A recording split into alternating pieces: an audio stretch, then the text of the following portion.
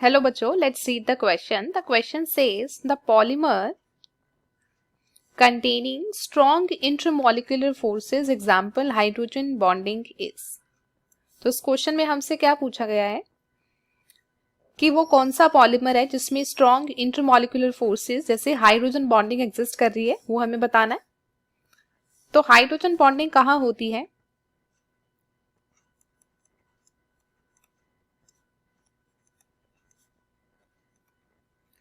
Hydrogen bonding है जो वो एक तरह की इलेक्ट्रोस्टैटिक अट्रैक्शन होती है।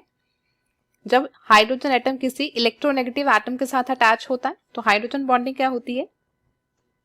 Electrostatic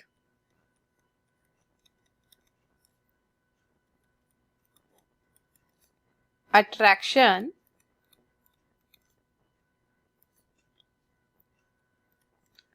when a hydrogen atom, जब एक हाइड्रोजन एटम किसी इलेक्ट्रोनेगेटिव एटम के साथ कोवलेंटली बॉन्डेड होता है, इज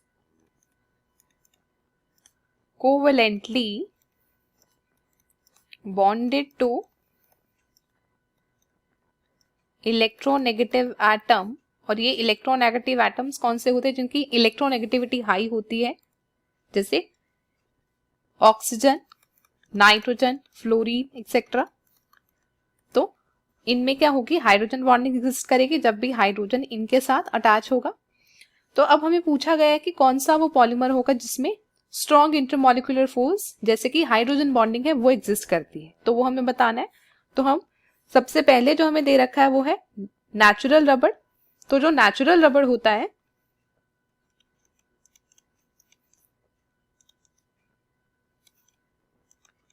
नेचुरल रबड़ होता है पॉली आइसोप्रीन।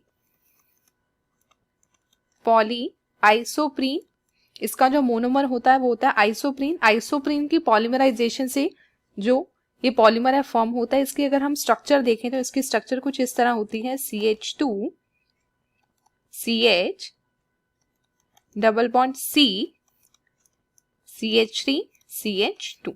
तो इसका एक मोनोमर जो होगा वो ही अपने जैसे मोनोमर्स के साथ ऐड होके एडिशन पॉलीमराइजेशन के थ्रू ये वाला पॉलीमर फॉर्म करता है। तो इसमें अगर हम देखें तो हाइड्रोजन किसी भी इलेक्ट्रोनेगेटिव एटम के साथ तो अटैच नहीं है, इसका मतलब कि इसमें तो हाइड्रोजन बॉन्डिंग एग्जिस्ट नहीं करेगी। तो ए ऑप्शन तो सही नहीं है। बी ऑप्शन है टेफ्लॉन। तो टेफ्लॉन की स्ट्रक्चर अगर हम देखें तो टेफ्लॉन होता है poly tetrafluoro ethylene, poly tetrafluoro ethylene. इस पे अगर हम देखें तो इसकी जो स्ट्रक्चर होती है वो ये होती है टेट्राफ्लोरो इथाइलीन। तो ये इसकी स्ट्रक्चर होती है, पर इसमें जो फ्लोरीन है वो हाइड्रोजन के साथ तो अटैच नहीं है, ये कार्बन के साथ अटैच है। फ्लोरीन जो है वो हाइड्रोजन के साथ तो अटैच नहीं है, तो इसमें हाइड्रोजन बॉन्डिंग तो एग्जिस्ट नहीं करेगी। तो ये वाला ऑप्शन भी इनकरेक्ट है, गलत है। उसके बाद हमें दे रखा है सी नाइलॉन 66। तो नाइलॉन 66 के अगर हम स्ट्रक्चर देखें तो जो नाइलॉन 66 होता है ये एक कंडेंसेशन पॉलीमर होता है हेक्सामिथिलिन डायमीन और एडिपिक एसिड का। ये क्या है?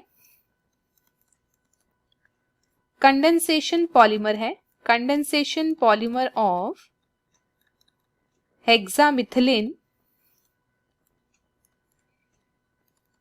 Diamine and adipic acid. तो इसकी अगर हम स्ट्रक्चर देखें तो इसकी स्ट्रक्चर होती है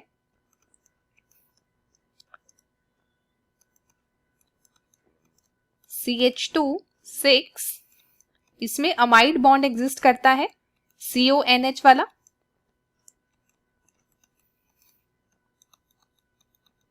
तो ये हमारे पास स्ट्रक्चर होती है इसकी नाइलॉन 66 की, कि हमारे पास ये होता है हेक्सामिथिलिन डायमीन और एडिपिक एसिड होता है, यहाँ पे OH होता है। तो कंडेंसेशन होगी तो वाटर मॉलिक्यूल बाहर निकलेंगे, वाटर मॉलिक्यूल बाहर निकलेगा तो ये पेप्टाइड बॉन्ड होता है जो CONH वाला वो फॉर्म होगा, अमाइड बॉन्ड।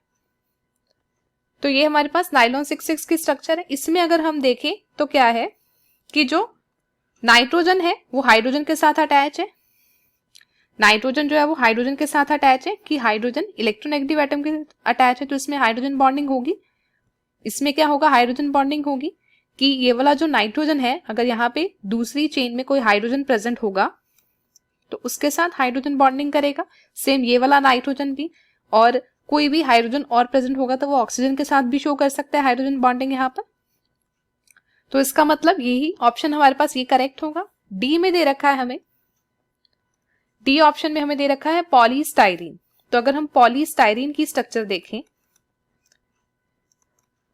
पॉलीस्टाइरीन की जो स्ट्रक्चर है वो इस तरह होती है।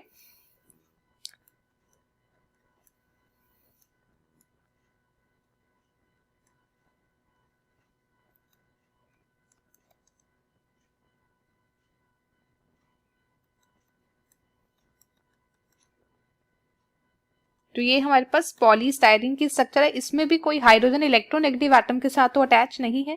तो फिर इसका सही आंसर, करेक्ट आंसर क्या होगा इस क्वेश्चन का, nylon 66। The final answer to this question is C option, nylon 66। I hope you understood it well. Best of luck.